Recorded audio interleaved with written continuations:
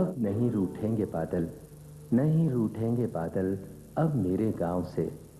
बांध रखा है मैंने उन्हें अपनी मुट्ठी में, खोलूंगा उसे जब फैल जाएंगे पूरे गांव में।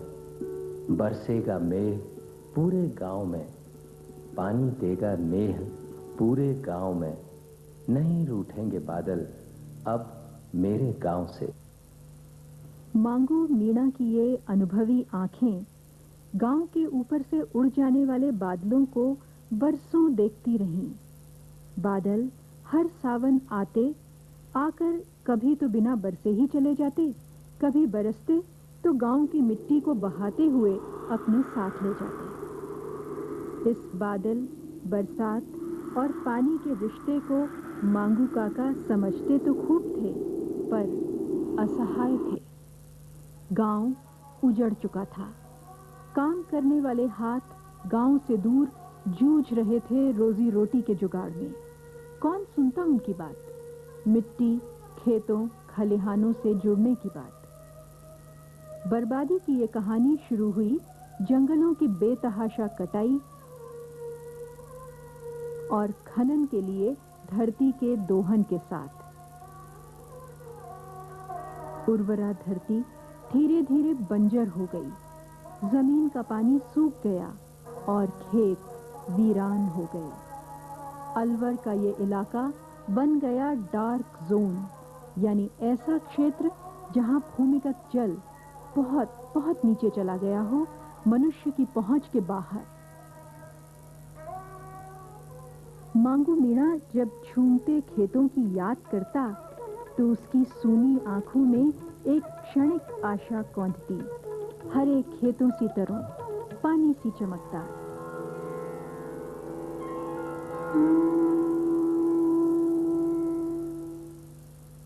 फिर एक दिन सब कुछ बदल गया।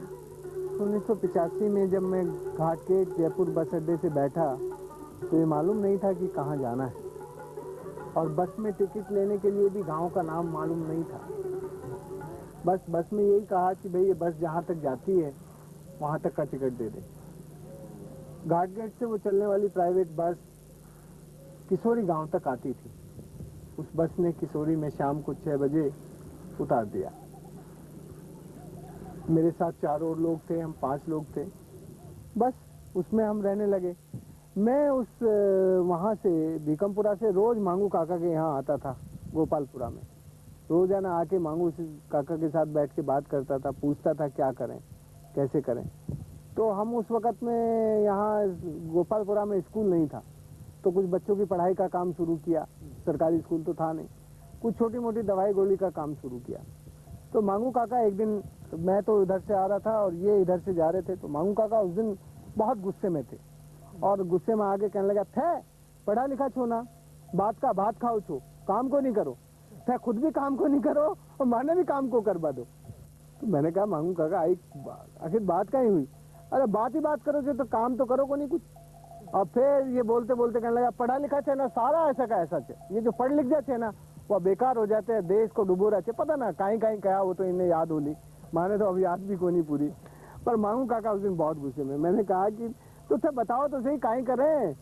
तो कहने लगा, मैं तो बताऊं पर तू पढ़ा लिखा छे ना, तू मेरा बताया बड़ा काम को नहीं करे, पढ़ा लिखा काम को नहीं करे, अनपढ़ का बताया। मैंने कहा नहीं मांगू काका बता तो सही कहीं करें। तो कल फावड़ा और गैंती लेके आ जाओ जब बताऊंगा। तो मैं ये बात जाके जब मैं वहाँ मैंने कही अपने साथियों से, तो हमारे साथी तो जो संगठन में थे सब टूट गए। उन्होंने कहा भाई हमारे बस की तो फावड़ा गैंती चलाना है नहीं, फावड़ा चलाना तो तू चला, हम तो नहीं चलाएंगे।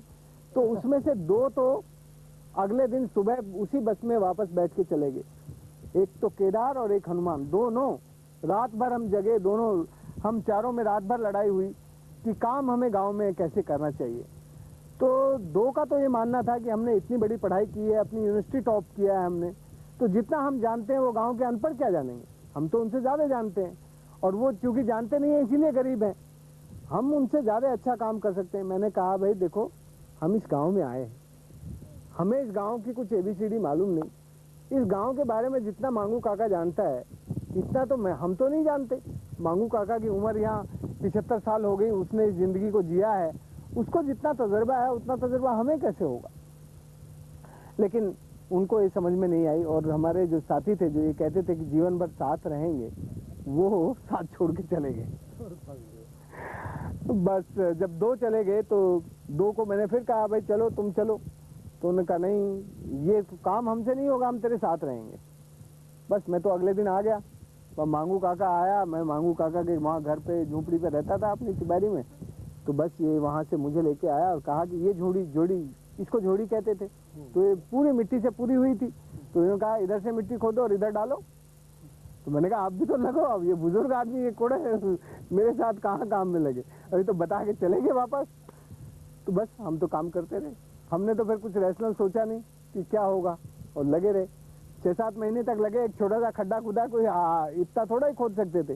राजेंद्र सिंह खुद नहीं जानते थे कि वे एक ऐसे परिवर्तन की नींव तैयार कर रहे हैं जो इस इलाके में एक क्रांति लाएगा, जल क्रांति। तो आपको कैसे मन में ये विश्वास था कि अगर पानी का काम होगा तो उससे गांव फिर से समृद्ध हो जाएगा? तो हमारे ये विश्वास था कि जो पानी ये बह करके इधर को चला जाता, ये अगर ये पानी रुक जाए तो हमारे कुओं में भी पानी हो जाए। ऐसे विश्वास था हमको कि पानी रुकने से पानी नीचे ज़मीन में तो जाएगा, और ऊपर पानी न रोकेंगे तो ये बह करके पार चला जाएगा, फिर हमारे नीचे ज़मीन में तो पानी जाता ही नहीं। तो पानी रोकने से कुएं में पानी हो गया, ऐसा ये हमको पूरा विश्वास था। अब पानी रुक जाएगा तो हमारे कुओं में पानी भी हो जाएगा, ये विश्वास था हमारे। तो ऐसे ही इनसे ये पाल हमने बनवाई, ये काम करवाया, और इनको बताया कहा आप ये काम करवाओ हमारे, ये पाल बनवाओ, बांध बनवाओ, ऐसा काम इनको मैं बताया। तो फिर ये उसी के काम में लग गए, उसको कराने लगे। काम बहुत बड़ा था और चुनौतियां उससे भी बड़ी। तो असलियत में वो सबसे बड़ी चुनौती थी मेरे सामने कि कैसे इस काम में दूसरे गांव के लोगों को लगाएं, क्योंकि उस वक्त तो मैं कुछ लेके नहीं आया था, मेरे हाथ में तो कुछ भी नहीं था। मेरे हाथ में तो केवल जो कुछ मैं अपनी जिंदगी को चला सकता था उतना अपना घर का सारा सामान बेच के लेके आया था। मेरा जितना भी घर का सामान था जयपुर में, वो सब बेच के करीब 23,000 रुपये मेरे हाथ में थे। 23,000 रुपये का मेरा सारा घर का सामान बिका था। बस उन रुपयों से हमारे पांचों की जिंदगी चल रही थी यहाँ तो। लेकिन यदि यहाँ गाँव के लोगों को रोजगार देना हो तो उससे तो हो नहीं सकता था। तो फिर ये हुआ कि कुछ इंतजाम किया जाए जिससे कुछ रोजी रोटी मिल सके। तो फिर मैंने कुछ लोगों को पत्र लिखे जो मेरे परिचित लोग थे कि भाई ऐसे ऐसे कुछ काम शुरू करना चाहता हूँ, आप आके कुछ मदद करो। तो कुछ जवाब आए, कुछ खुद लोग आए कुछ काम देखने, कुछ को पसंद आया कि हम जब यहाँ काम करते थे। तो उनमें से एक संस्था ने कहा कि भाई आप अच्छा काम खुद कर रहे हैं तो हम आपको मदद करेंगे। तो उन्होंने हमें गेहूँ दिया, पहले 1 ट्रक गेहूँ दिया, फिर 4 ट्रक गेहूँ दिया। ऐसे करते करते हमें गेहूँ मिल गया। तो फिर गेहूँ काम के बदले में जब यहाँ अनाज से काम शुरू किया तो कुछ गांव के, गोपालपुरा गांव के नौजवान लोग कुछ काम में लगे और थोड़ा धीरे धीरे विश्वास जमने लगा। विश्वास जगा तो हाथ बढ़े और जुट गए पानी के काम में। साल दर साल तालाब और जोहड़ जैसे जैसे बनते गए, अलवर की ये सूखी हुई जमीन बदलने लगी, सरसने लगी। लेकिन यहाँ गोपालपुरा के लोगों को पानी की बहुत समझ थी, और वो समझ इसलिए थी कि वो पानी की कमी से जूझ रहे थे। उस वक्त यहाँ पानी का संकट था, और उसमें मांगू काका ने मुझे डांट के ये कहा कि भैया और सब छोड़ दो, बात करना बंद करो, काम करो और पानी का काम करो।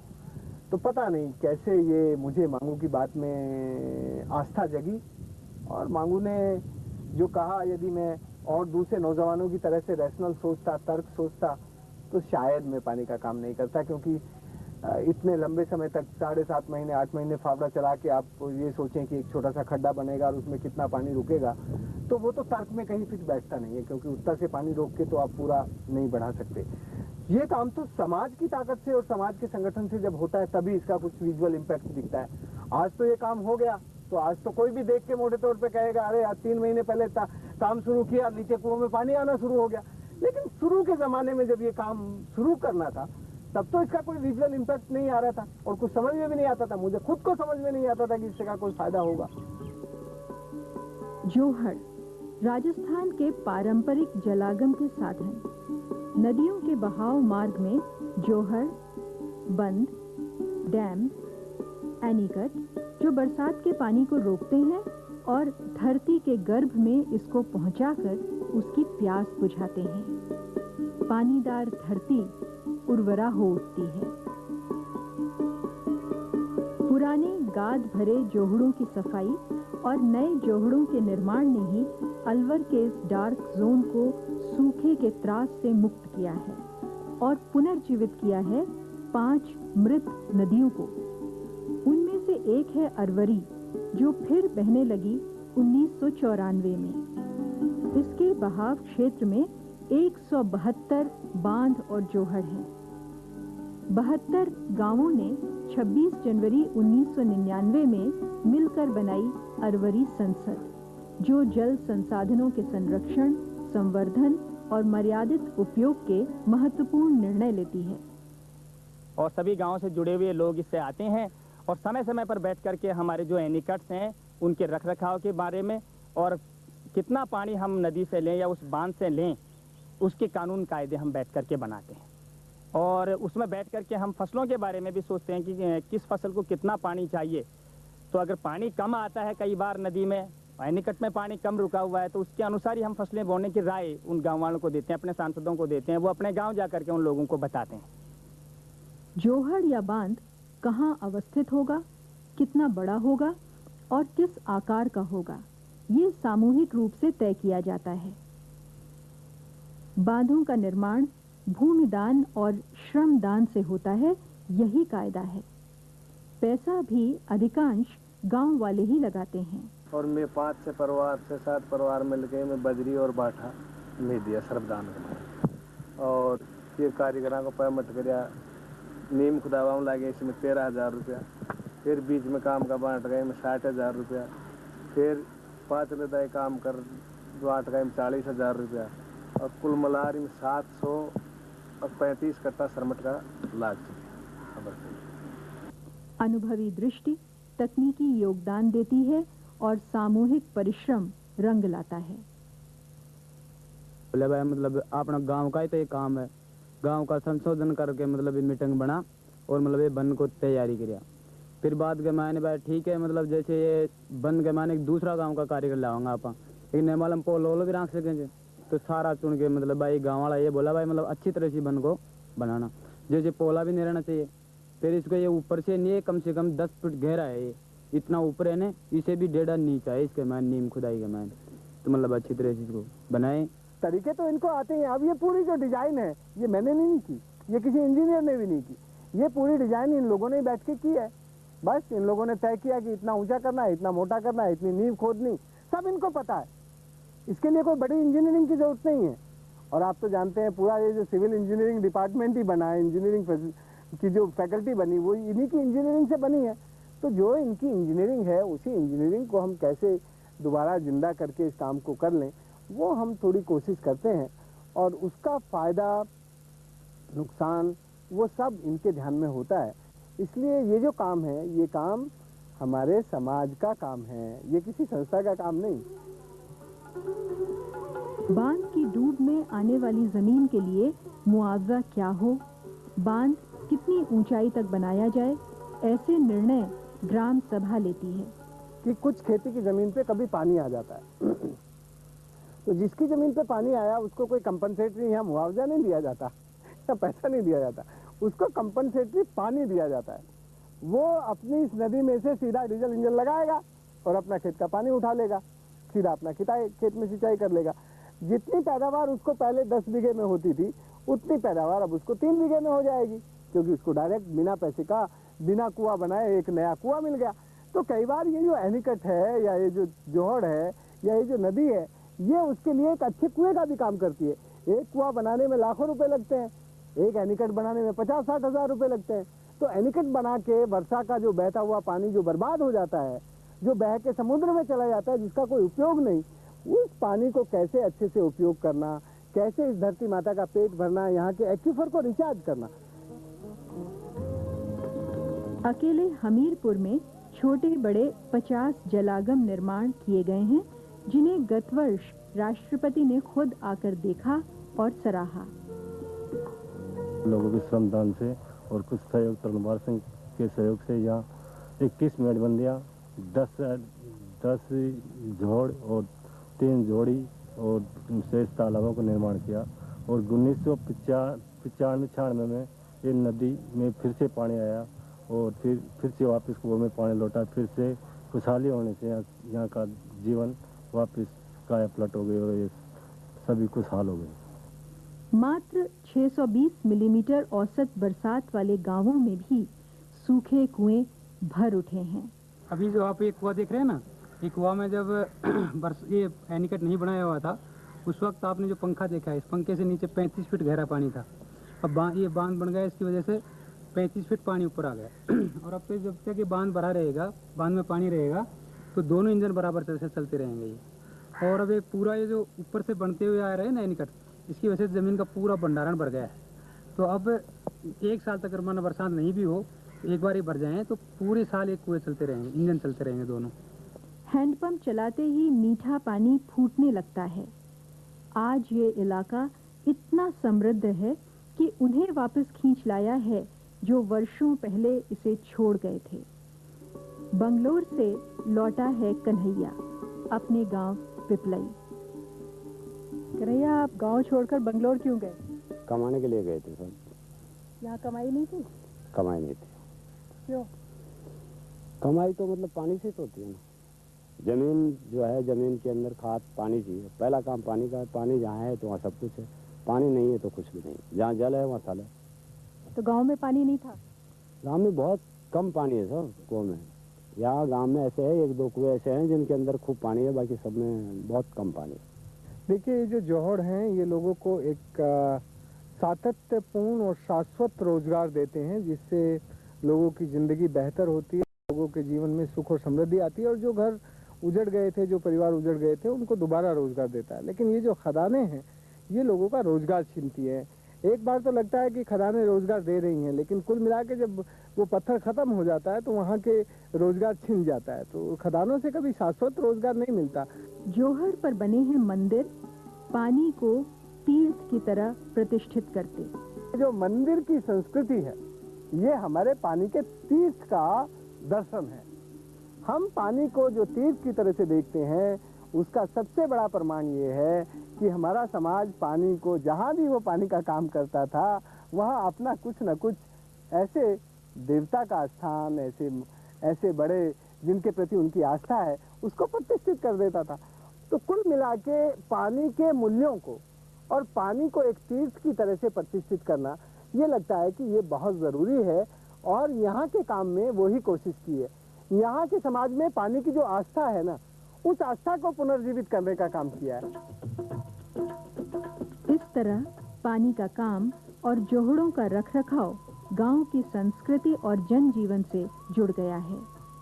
इन सारे निर्माणों की मालकियत गांव वालों की है, जो इन पर पूरी नजर और नियंत्रण रखते हैं।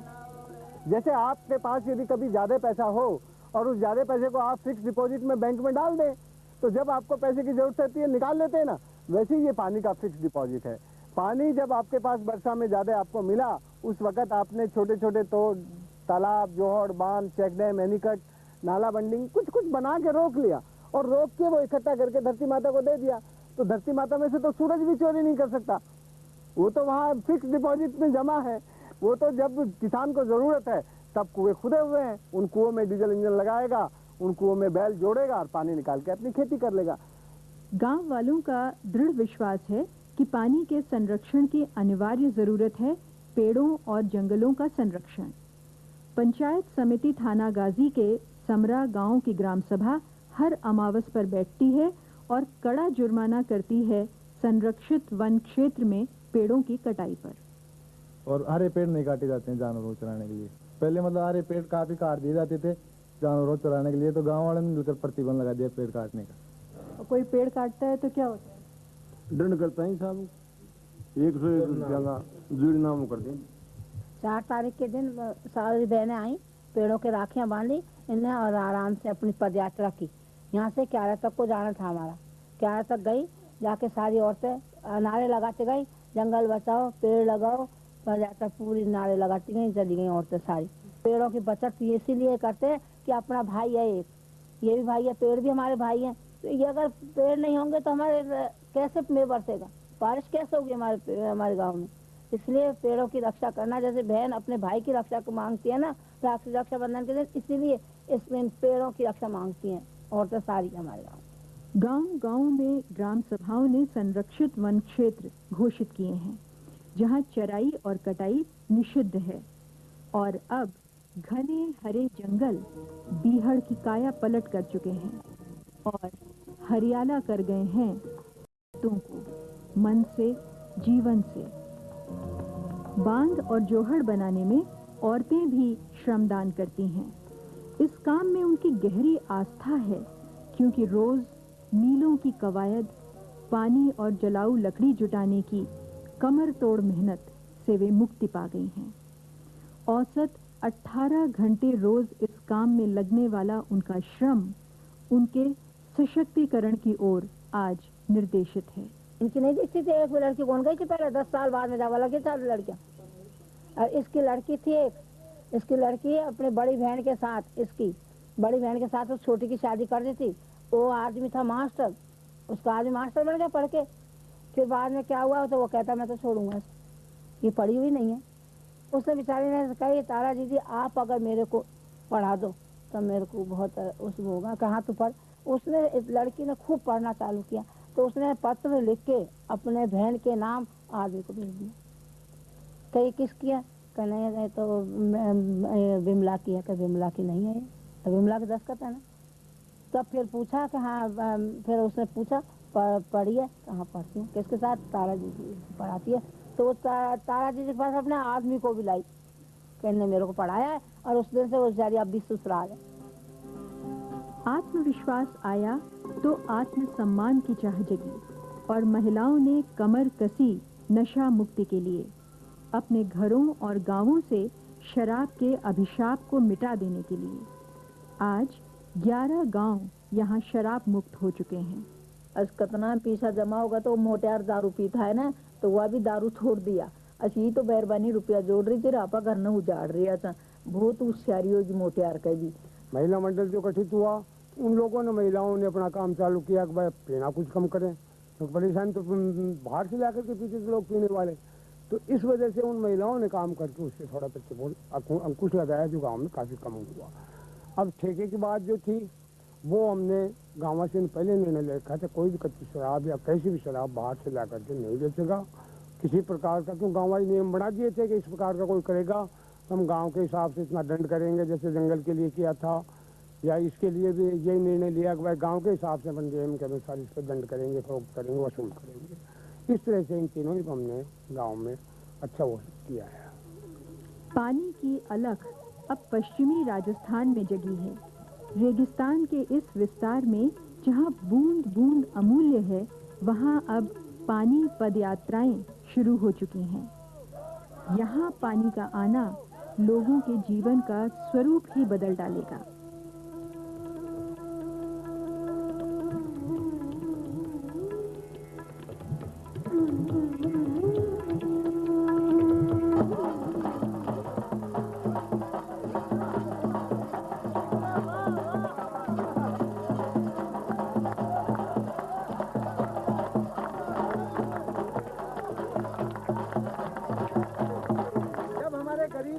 में पानी अपने गांव के समृद्धि के लिए आए और हमारे समृद्धि के दिल में गरीब के प्रति करुणा का भाव आए, तब ये पानी का काम शुरू होता है। पानी की पवित्र और ऊंचे उद्देश्य वाली पानी की यात्रा यहाँ से शुरू हो रही है कि रेगिस्तान के उन सब हिस्सों में जहाँ पानी की कमी है, वहाँ के लोग संगठित होकर अपने पानी को रोकें, अपने जोहड़ बनाएं, अपने तालाब बनाएं, टाँके बनाएं, कुंड बनाएं। ये जो पानी की परंपरागत ज्ञान हमारे समाज में था, उसी ज्ञान को पुनर्जीवित करके हम राजस्थान के इस हिस्से को पानीदार बनाना चाहते हैं। मैं समझता हूँ कि बीकानेर के लोगों में वो जज्बा है, बीकानेर के लोगों में वो ताकत है कि वो अपने सोए हुए ज्ञान को और इस सोई हुई ताकत को दोबारा से जागृत करके अपने इस बीकानेर को पानीदार बनाएंगे। और यहाँ से ये मरुस्थल के दूसरे जिलों में, बाड़मेर में, जैसलमेर में, जोधपुर में, उन इलाकों में भी ये चेतना फैलेगी। इस वर्ष मैगसेसे पुरस्कार से प्रतिष्ठित राजेंद्र सिंह स्वयंसेवी संस्था तरुण भारत संघ के प्रणेता अपना मूल प्रेरणा स्रोत जयप्रकाश नारायण को मानते हैं। जीवन में संघर्ष करने का मानस जयप्रकाश जी के दर्शन से ही ढला। जयप्रकाश नारायण जी के साथ रहने का सौभाग्य हमें मिला, उनके संपूर्ण क्रांति आंदोलन में सक्रिय रहने का सौभाग्य हमें मिला, तो वो तो हमें संपूर्ण क्रांति आंदोलन से मिली।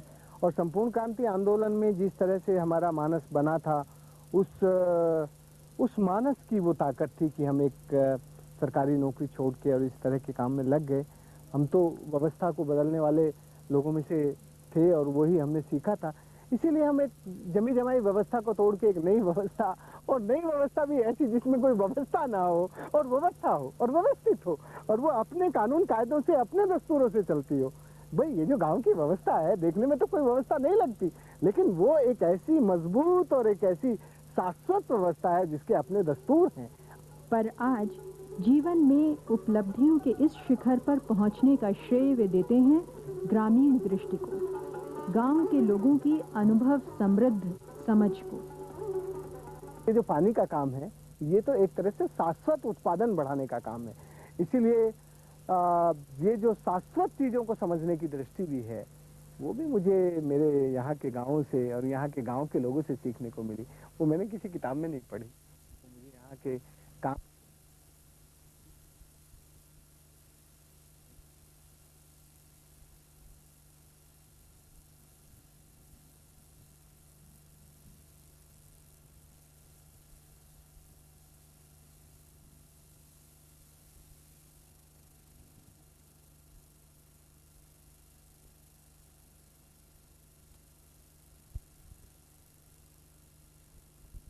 ही नहीं है, लेकिन भविष्य जल मित्रों का है, उनका जो बारिश के पानी को अपनी भूमि की ओर खींचने का मूल मंत्र समझ चुके हैं और पानी की रक्षा करना जानते हैं। यह ध्रुव सत्य है कि धरती यदि निर्जला हो गई तो जीवन समाप्त हो जाएगा। निर्णय हमें लेना है। देश की माटी, देश का जल, हवा देश की, देश के फल, विमल बने प्रभु, विमल बने। देश की माटी, देश का जल, हवा देश की,